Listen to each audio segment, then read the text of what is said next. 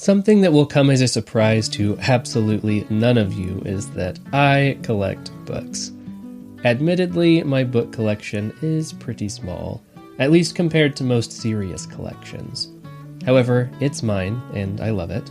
Among my favorite pieces of the collection are the entire 9th edition of Encyclopedia Britannica, printed in 1892, a very spooky-looking collection of Edgar Allan Poe's short stories from 1932, vintage copies of Ernie Pyle's Brave Men, Ernest Hemingway's The Sun Also Rises, and Virginia Woolf's Mrs. Dalloway, and a giant anthology on the history of the American West. I proudly display this collection in the giant oak bookshelf in my classroom that sits just behind my desk. There is another book on that bookshelf, though, that I absolutely love. It's a very thick On This Day in History book. Sometimes I let my students use that book, and it's always a big hit. I think it's an innate interest in all of us. What happened exactly a year ago, or 10 years ago, or 1,000 years ago? Learning these little tidbits really makes us feel like we are part of the grand human timeline. The only problem, though, is that each day only has a tiny entry. It makes sense, I guess. You can only print a book so thick before it has to become an anthology, but what if I told you that you could get that same experience, but in a very deeply researched and richly presented podcast? History Daily is just that. From Lindsay Graham, the man behind American History Tellers and many other hit history podcasts, comes a beautifully told bit of On This Day history. It's a really wonderful show, and you'll definitely enjoy it. In fact, today you're going to hear an episode of History Daily about the mysterious disappearance of D.B. Cooper. I will post a link to History Daily in the show notes so you can easily subscribe and get a super interesting dose of On This Day history every weekday. If you have found yourself here as a result of obscure history being featured on History Daily's Saturday matinee, then welcome. I am really glad that you're here.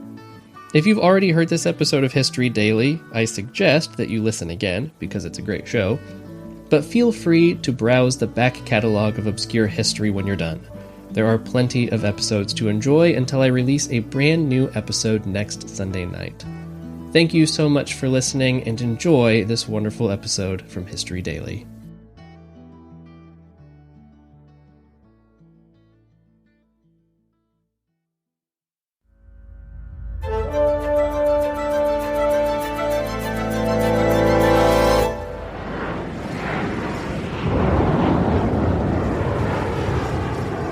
It's November 24th, 1971. A passenger plane flies south over Washington state. Outside, a storm rages. Hailstones pelt the cockpit window. Thunderclaps make the aircraft shudder and lurch. Lightning flashes provide fleeting glimpses of the wilderness below, a churning river, jagged mountaintops, and unending stretches of pine forest. Conditions like these can bring planes like this down, so the pilots clench their jaws and grapple with the throttle. This storm is biblical, they think, as their eyes anxiously flit between the controls and the altitude indicator. They're flying dangerously low, 10,000 feet, just below the clouds.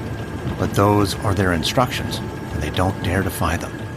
Earlier that day, during a routine flight from Portland to Seattle, these pilots received word from one of the stewardesses that their plane was being hijacked. The hijacker had a bomb, they said, and was demanding $200,000 in cash, and strangely, 4 parachutes. The hijacker forced the pilots to land in Seattle. After securing the ransom, he released the passengers, but forced the pilots to remain on board, along with an engineer and 1 stewardess. The hijacker ordered the pilots to take off again and fly the plane to Mexico City, no higher than 10,000 feet. The man had a bomb, they were told. The pilots had no choice but to oblige. But now, struggling through this tempest, they fear they may not even make it out of Washington. Suddenly, the door of the cockpit flies open. It's Tina Mucklow, the stewardess. She's been in the cabin with the hijacker. The pilots ask her what's going on, and she indicates he's going to jump. Meanwhile, at the very back of the cabin, the hijacker stands at an open door, peering into the dark abyss below. A look of fear briefly passes over his face as he contemplates the freezing vortex of wind and rain. He takes a final drag of his cigarette to steady his nerves. Then he picks up the briefcases full of cash, tightens the strap of the parachute around his shoulders, and jumps. Before he hits the ground, news of the hijacking will already be a national story, and the hijacker, known only as D.B. Cooper, will become an urban legend. To find him, the FBI will launch the longest and most exhaustive investigation in its history, but to no avail. D.B. Cooper, whoever he is, will vanish.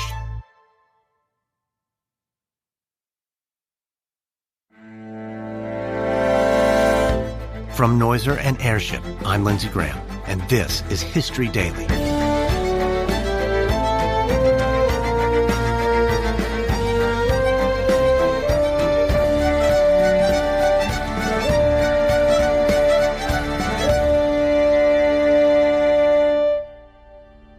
History is made every day. On this podcast, every day, we tell the true stories of the people and events that shaped our world. Today is November 24th, the mystery of D.B. Cooper. It's November 24th, 1971, several hours before D.B. Cooper jumps out of the hijacked plane. On board a Northwest Orient Airlines flight from Portland to Seattle, 22-year-old stewardess Tina Mucklow prays for a break in the weather. Outside, dark storm clouds rumble and flash with lightning. Violent squalls hammer against the windows. The flight's already been delayed by 30 minutes, the entire flight time of this short puddle jump to Seattle. The passengers are restless. It's these tedious domestic flights that make Mucklow question her decision to become a stewardess in the first place. Maybe she should have followed her mother into nursing, she thinks, as she chews her fingernails. If she were a nurse, she wouldn't have to hide her wedding ring. She wouldn't be fired for the crime of being pregnant or for turning 30, as the terms of her employment contract stipulate. Commercial aviation's boom years, the jet age of the 50s and 60s, have reached a giddy fever pitch by 1971. Air travel used to be the privilege of the wealthy few, but by the 70s, falling fares means anyone can take to the skies. Flying has never been so accessible or so straightforward. All you have to do is show up. You don't even need a valid ID. To Tina Mucklow, a girl from rural Pennsylvania, the life of an air stewardess seemed glamorous and exciting. She'd signed up in the late 60s, when acceptance rates for stewardess jobs were around 3%, more competitive than Yale University. But the reality of the lifestyle is distinctly unglamorous. There's some exotic foreign travel, but the hours are long and the wages are low. Making matters worse, the job is becoming increasingly dangerous.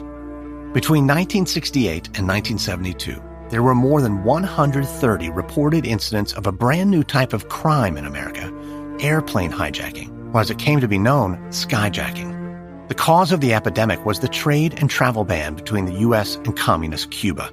The skyjackers were primarily Cuban nationals wishing to return home. Such incidents became a common occurrence and were lightheartedly dubbed "Take Me to Cuba hijackings." But eventually, these hijackings inspired other, more hardened criminals to get in on the act. Most hijackings followed the same pattern. The skyjackers would threaten to detonate a bomb unless the airline agreed to pay their ransom. And the airlines obliged, preferring to pay up quietly rather than risk the airplane, the passengers, and the press. Additionally, they were often reluctant to put safety measures in place, believing that too much security at the airport would deter passengers from flying. Thankfully, Tina Mucklow has not been the victim of a hijacker. But as her mother keeps reminding her, it's only a matter of time.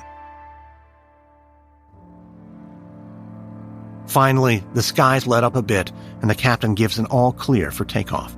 Mucklow performs her final safety checks of the cabin, then heads to her seat at the rear of the plane. Just as she's buckling in, she notices something strange. Her fellow stewardess, Florence, sits next to a passenger, a man wearing a dark suit and sunglasses. Mucklow is puzzled that Florence is sitting down. That's against the rules. But as she approaches to check if everything's all right, she sees Florence discreetly motion for her to pick up a note that's lying on the floor. Mucklow does, and reads it. "Miss, I have a bomb in my briefcase. I want you to sit by me. You're being hijacked." Somewhere deep in the bowels of the aircraft, a high-pitched whine turns into a guttural roar, and seconds later the plane is airborne, soaring up into the stormy night sky. Her heart pounding, Mucklow glances over at the briefcase on the man's lap. She can almost picture the bomb inside, like something from the movies, a tangle of wires, a battery, 6 red cylinders, sticks of dynamite. But the bomb might be a fake, just like the mysterious man's identity. He boarded the plane under a false name, Dan Cooper, but due to a subsequent newspaper misprint, he will come to be known by a different name, D.B. Cooper. And he has no intention of blowing up the plane. He wants money. But Tina Mucklow doesn't know that. Her eyes brim with tears. Then, just as she starts to shake uncontrollably, she hears the hijacker's voice calling her. She turns. He's looking directly at her, a lit cigarette smoldering in one hand. He seems quite unlike a hardened criminal. He seems pleasant, soft-spoken, polite. There's nothing to worry about, he tells Mucklow. But Mucklow doesn't believe him. As the plane hurls through the sky, she hears her mother's words in her head, and she begins to wonder if this might be the last trip she will ever make.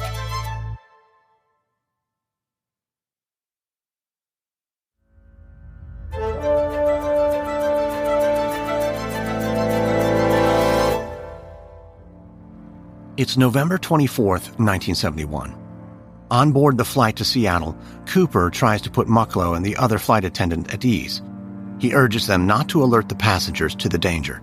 As long as everyone remains calm, he assures them, no one will be hurt. Cooper is courteous and sympathetic. He pays for his drinks with a $20 bill and lets Mucklow keep the change. At one point, Mucklow asks him if he has a grudge against the airline. No, Cooper replies. I just have a grudge. Cooper instructs the flight attendants to tell the pilots of his demands. He wants $200,000 in cash, as well as 4 parachutes to be handed over once they land in Seattle. The pilots relay these demands to air traffic control, who alert the FBI. Before landing, the plane will circle above Puget Sound for 2 hours, giving the FBI agents time to collect the ransom. In their minds, Cooper is a dangerous criminal, equipped with explosives. They're hoping for a peaceful resolution, but if the worst comes, they want to be ready. As the plane descends toward the Seattle airport, an army of FBI agents close in on the landing strip.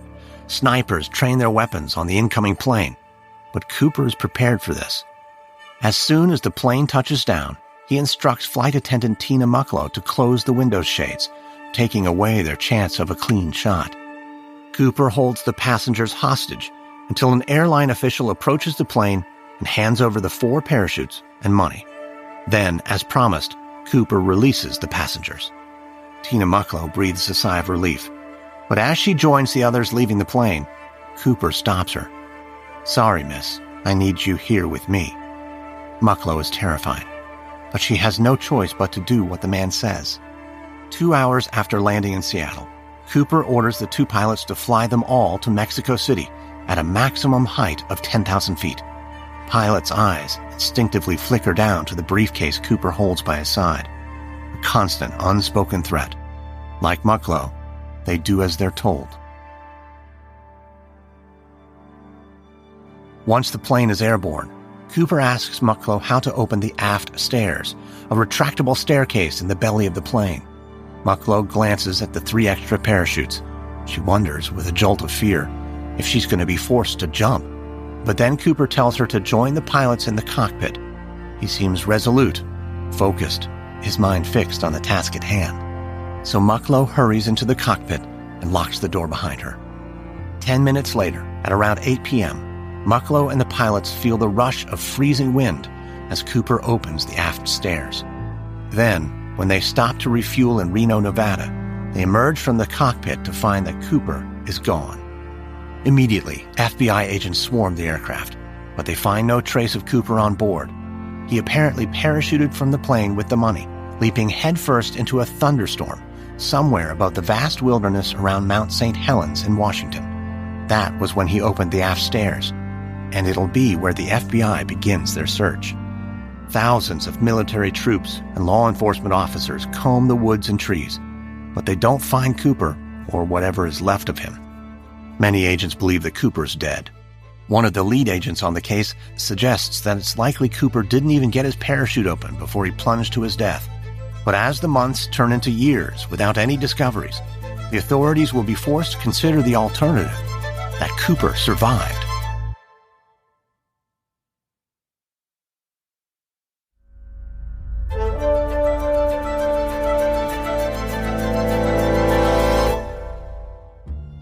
It's February 10th, 1980, 9 years after D.B. Cooper hijacked the plane. An 8-year-old boy named Brian Ingram sits on a grassy bank alongside the Columbia River. Brian is on vacation with his family in Washington, and he's terribly bored. Behind him, his parents are packing up their picnic, arguing as usual. Despondently, Brian trails a stick in the muddy sand.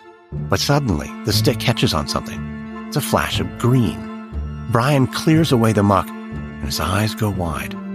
It's money. 3 tightly wrapped bundles of $20 bills, almost $6,000 in total. The bills, though, are nearly disintegrated.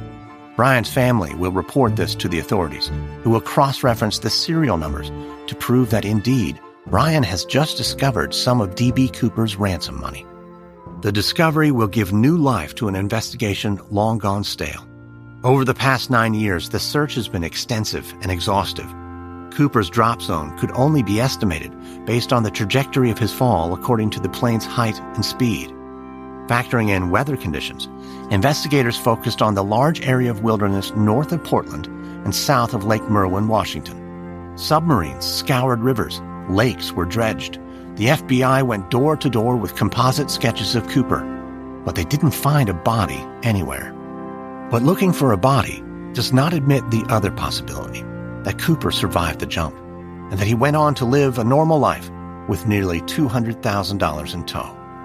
Over the decades, many will come forward, claiming that their husband or their uncle, their friend or coworker, they are the real D.B. Cooper. The FBI will take some of these claims seriously. Most, however, they dismiss as fantasy.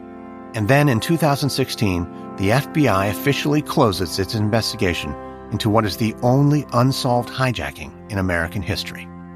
Cooper is the subject of countless stories, films, songs, TV shows, and urban legends. But the biggest legacy D.B. Cooper left behind is far more impactful. Cooper's skyjacking resulted in major changes in modern air travel, including the addition of metal detectors and the implementation of more stringent laws designed to prevent and punish any future hijackers.